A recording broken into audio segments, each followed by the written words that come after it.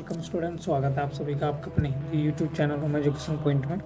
Friend, जैसा कि आप सभी लोग जानते हैं, आपके जो बोर्ड के पेपर हैं वो नज़दीक है, तो उसी को ध्यान में रखते हुए हमने ये वीडियो बनाया है जो काफ़ी आपके लिए हेल्पफुल सिद्ध होने वाला है।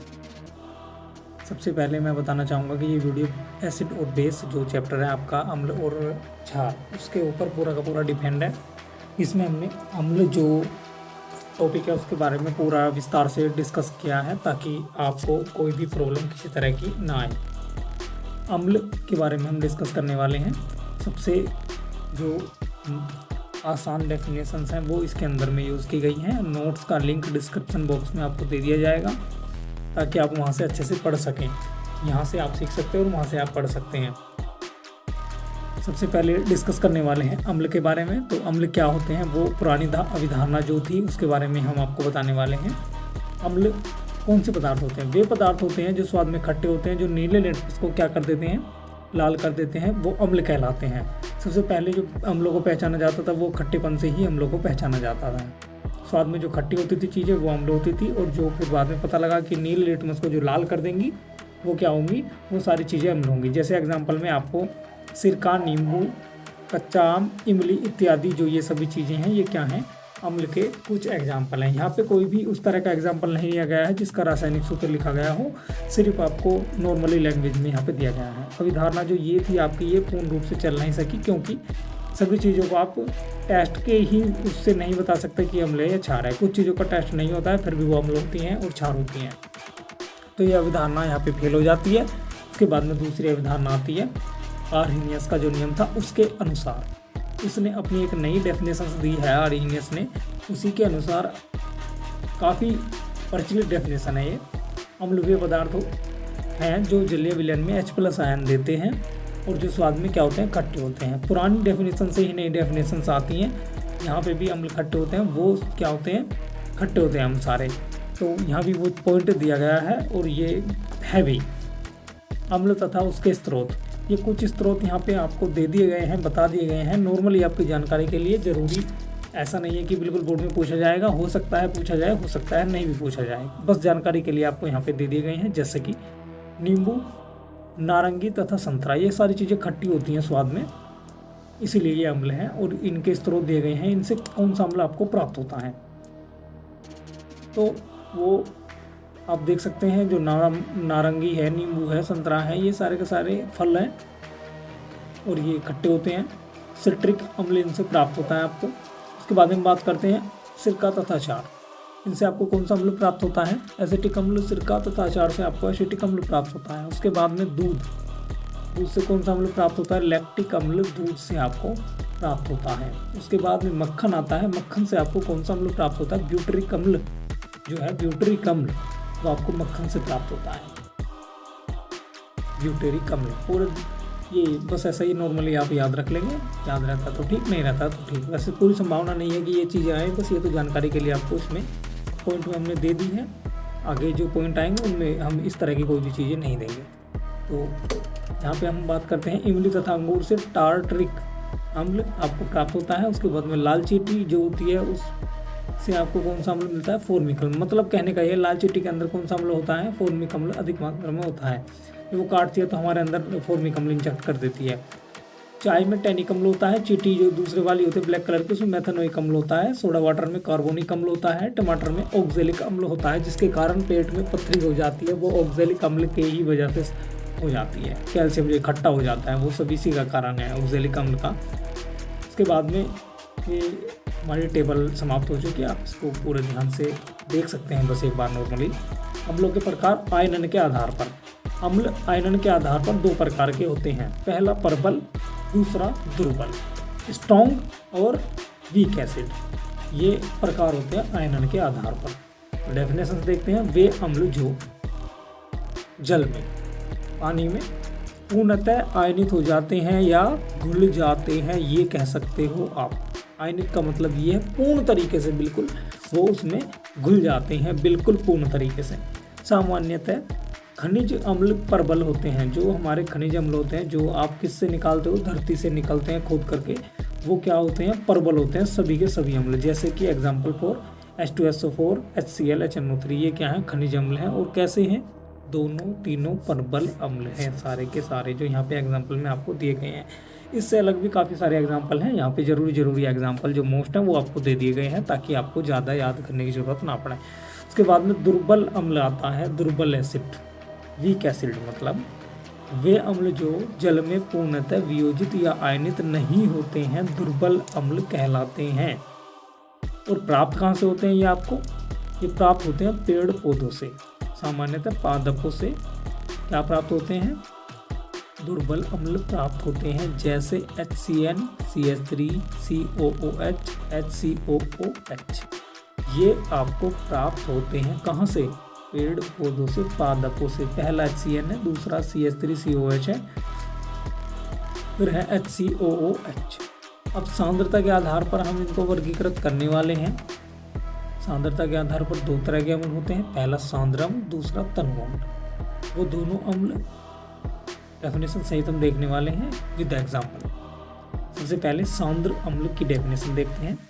कौन सा अम्ल होता है जिसमें अम्ल तो ज़्यादा मात्रा में होगा परंतु जल कम मात्रा में होगा, उस अम्ल को हम क्या कहेंगे, सांद्र अम्ल कहेंगे। अब यदि हम उसी अम्ल के अंदर पानी डाल दें काफ़ी सारा, तो वो कैसा हो जाएगा, अम्ल तो कम हो जाएगा और उसके अंदर में क्या हो जाएगा, पानी ज़्यादा हो जाएगा, तो उसको हम क्या बोलेंगे, हम तनु अम्ल बोलेंगे। तो तनु अम्ल की डेफिनेशन देखते हैं। जिसमें अम्ल की मात्रा कम हो लेकिन पानी की मात्रा क्या हो जाएगी, ज़्यादा हो जाएगी, हम उसको तनु अम्ल बोलते हैं। क्योंकि उसमें अम्ल की मात्रा काफ़ी कम हो गई है तो तनु अम्ल है, मतलब कहने का हल्का अम्ल। और जो बाहरी अम्ल जिसमें अम्ल की मात्रा ज़्यादा है वो कौन सा है, सांद्र अम्ल होता है।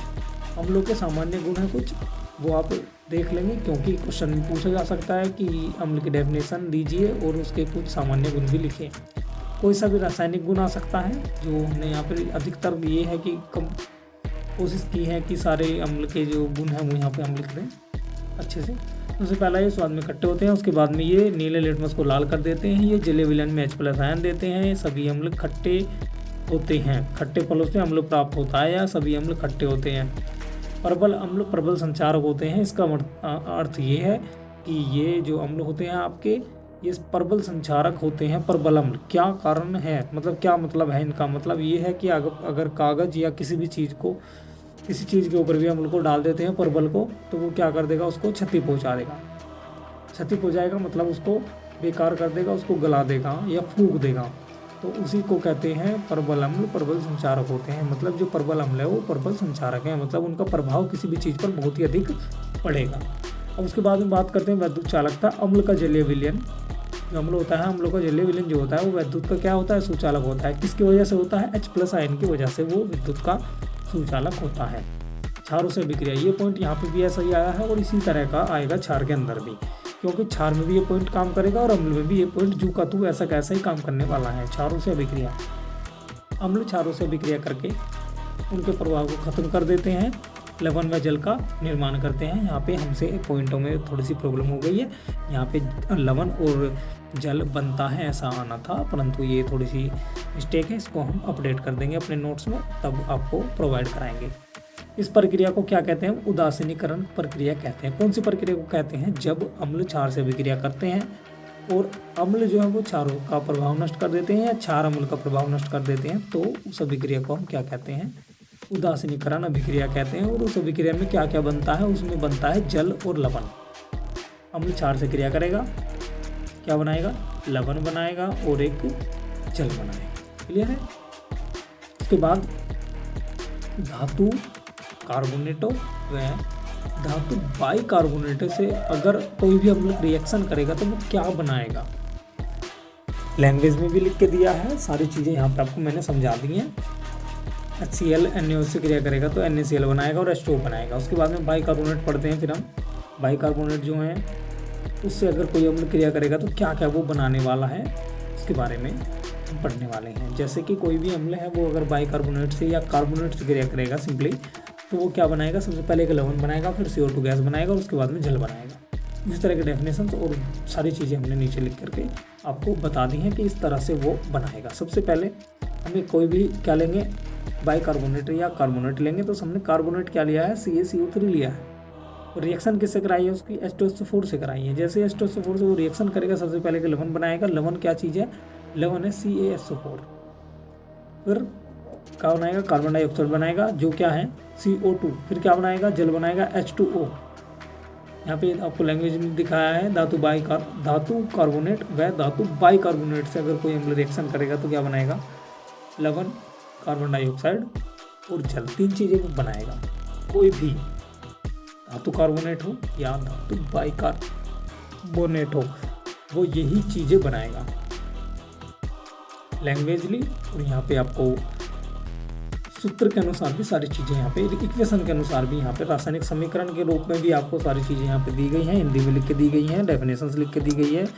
तो मुझे नहीं लगता कि ये चीज़ें आपको कम पड़ जाएंगी याद करने के लिए और रटने के लिए, क्योंकि बहुत बच्चे ऐसे हैं जो रटते हैं, तो मुझे नहीं लगता कि ये कम पड़ जाएंगी। आप एक बार ध्यान से पढ़ेंगे तो ये सब याद हो जाएगा, क्योंकि हर तरीके से समझाने का पूरा प्रयास किया गया है।